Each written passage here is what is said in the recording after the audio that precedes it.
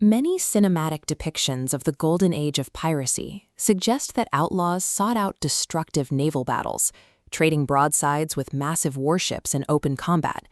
Historical accounts suggest the opposite. Captain Charles Johnson's 1724 book, A General History of the Pirates, indicates that maritime outlaws prioritized avoiding conflict whenever possible. This was a matter of survival.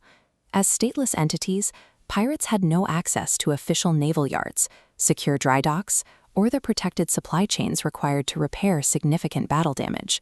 For a self-funded crew, a physical battle was an economic risk.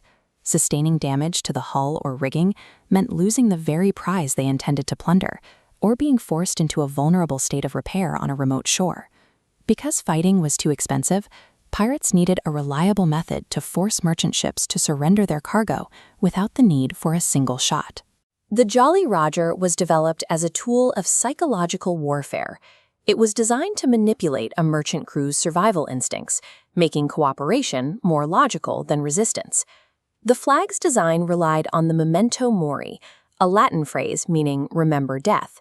This was a cultural tradition that used images of skulls and bones to remind viewers of their mortality, a motif common in 18th century cemetery architecture. By hoisting a familiar symbol of the grave to the masthead, pirates effectively bypassed physical combat. They used a shared language of mortality to secure the cargo before the situation turned violent. A pirate attack usually began with a tactic called false colors. Pirates would fly the flag of a friendly nation to mimic a harmless vessel, allowing them to sail within point-blank range of their target. Once they were close enough to prevent escape, they raised the black Jolly Roger. This signal offered a conditional mercy. If the victim surrendered immediately, their lives would be spared. However, if the merchant ship attempted to fight or outrun the attackers, the pirates lowered the black flag and raised a solid red one. This bloody flag signaled that no quarter would be given. No quarter is a maritime term meaning the attackers will show no mercy and take no prisoners once the battle begins. This binary system forced merchant captains to make a rapid calculation between a peaceful surrender and certain annihilation. Pirate captains used customized symbols to build specific reputations. These flags functioned as early branding, communicating the unique threat posed by a particular crew. For example, Emmanuel Wynne included an hourglass to indicate that the victim's time was running out. In contrast, Calico Jack Rackham used crossed cutlass swords to signal an eagerness for hand-to-hand combat. These flags were constructed at sea using wool bunting. Wool bunting is a lightweight, loosely woven animal fiber that was standard for naval flags because of its durability in saltwater environments. The loose weave was an intentional choice, allowing high winds to pass through the fabric, reducing physical strain on the halyards and masts.